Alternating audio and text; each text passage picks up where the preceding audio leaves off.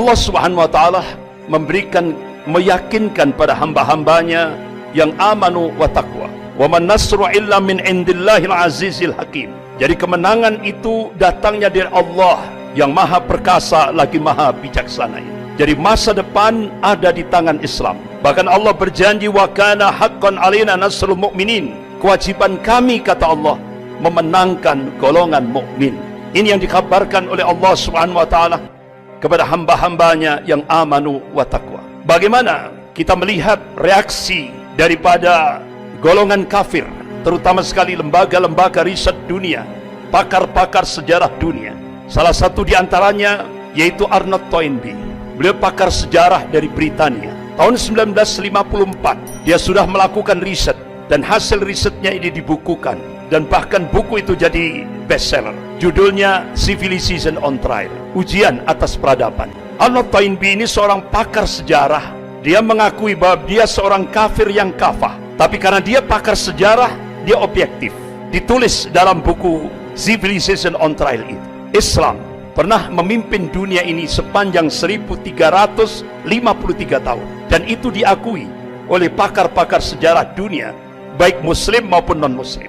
Kemudian dia tulis dalam bukunya Civilization on Trial itu, peradaban Islam ini akan menjadi tantangan terberat bagi kapitalisme global. Dan dia tulis, pusat komunisme internasional akan tumbang, bahkan kapitalisme Amerika akan tumbang.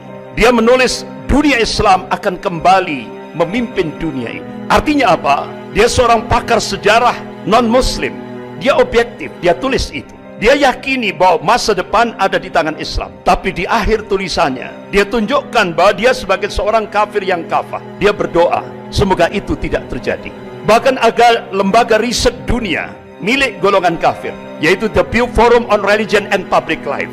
Dia melakukan riset di seluruh dunia tahun 2005. Ternyata dari riset tahun 2005 itu, dia simpulkan 1 dari 4 penduduk dunia ini adalah muslim. Artinya apa? Perkembangan muslim sangat luar biasa. Perkembangan Islam dalam lingkup global sangat luar biasa. Bahkan jumlah umat Islam seluruh dunia tahun 2005 itu di total hampir 2,6 miliar.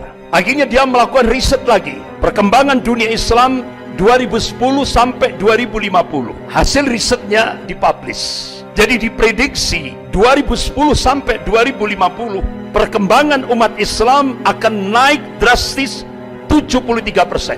Bahkan dia publish hasil risetnya, Eropa akan muncul 50-50, 50% Muslim, 50% non-Muslim. Bahkan Kardinal Republik Ceko, jadi di bawah Paus, Kardinal Republik Ceko memberikan statement di media internasional, Islam masuk Eropa dengan kekuatan spiritual. Dan itu benar-benar mengagetkan seluruh dunia. Jadi ternyata terjadi syahadat massal besar-besaran di kawasan Eropa.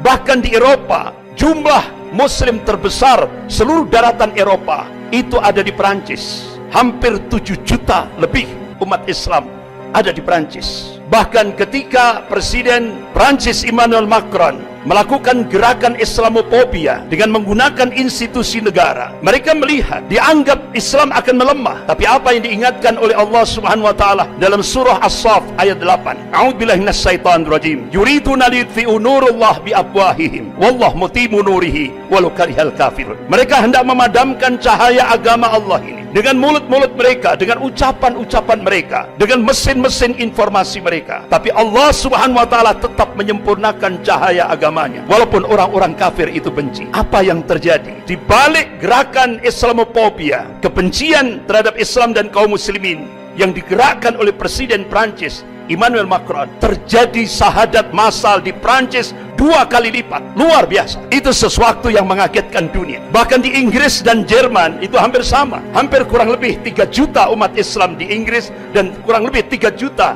umat Islam di Jerman. Bahkan hampir 20 gereja di Inggris dijual. Dan salah satu di antaranya, ada satu gereja katedral di pusat kota London. Itu dibeli oleh salah seorang tokoh muslim yang dulunya dia musisi pop dunia, Kit Stevens. Alhamdulillah, Allah berikan hidayah, berubah namanya menjadi Yusuf Islam. Jadi gereja katedral yang terbesar di pusat kota London itu dibeli oleh Yusuf Islam dan dirubah jadi Islamic Center, dan sekarang benar-benar menjadi pionir di Inggris, di kota London. Bahkan di Inggris juga banyak wali kota muslim, luar biasa. Jadi perkembangan Islam luar biasa. Bahkan di Argentina yang kita belum pernah tahu, di sana ada perkembangan Islam luar biasa. Ada 750.000 kaum muslimin. Bahkan di pusat Katolik dunia, di Italia, di Vatikan, Roma, beberapa waktu yang lalu sudah diresmikan masjid terbesar untuk menampung hampir 1 juta kaum muslimin, yaitu di Roma, Vatikan. Luar biasa. Jadi perkembangan kaum muslimin, benar-benar apa yang dilakukan riset oleh The Pew Forum on Religion and Public Life, ini sebuah realitas, sebuah fakta. Jadi diprediksi 2010 sampai 2050 peningkatan jumlah kaum muslimin diprediksi 73%. Bahkan lembaga riset dunia The Pew Forum on Religion and Public Life memprediksi 2070 Islam akan menjadi agama terbesar di seluruh dunia. Padahal ini lembaga riset milik orang kafir, milik golongan kafir. Tapi dia meyakini masa depan ada di tangan Islam. Bahkan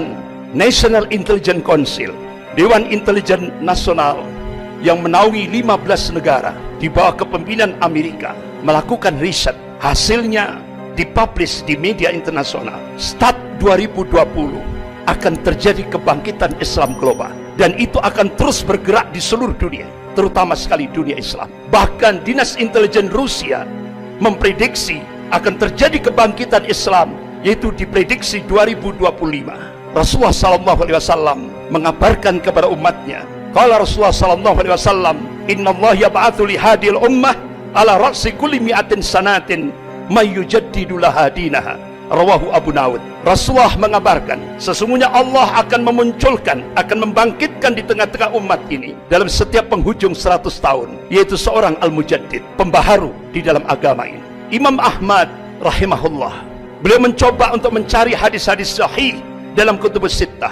Masya Allah, dengan matan hadis yang sama beliau cari dalam kutubus sittah. Alhamdulillah, beliau temukan hadis-hadis yang sahih ini. Beliau pelajari, beliau teliti, beliau kaji secara dalam. Akhirnya beliau mengambil satu khulasah, kesimpulan. Mujaddid yang pertama, yaitu Khalifah Umar bin Abdul Aziz rahimahullah, yaitu cucunya Khalifah Umar bin Khattab radhiyallahu anhu. 100 tahun lagi, mujaddid yang kedua, gurunya Imam Ahmad, yaitu Imam Syafi'i rahimahullah. Kemudian 100 tahun lagi, jawabannya wallahu a'lam, hanya Allah yang tahu. Beberapa ulama-ulama dunia, salah satu di antaranya yaitu Wakil Sekjen Rabithah Ulama Palestina di Bilad Syam, beliau adalah Syekh Dr. Abu Bakar Al-Awabidah. Selama di penjara Israel, beliau mencoba melakukan riset dengan pijakan Al-Quran dan As-Sunnah dan kitab-kitab yang ditulis oleh ulama-ulama Ahli Sunnah. Akhirnya beliau mengambil satu kesimpulan, insya Allah kalau beberapa ulama-ulama Ahli Sunnah melakukan hitungan matematis, dan itu hijriyah, tapi dicoba dimasehikan, insya Allah akan terjadi Sofatul Islamiyah itu 2024, berarti kurang 3 tahun lagi. Tapi semuanya wallahu a'lam, hanya Allah yang tahu.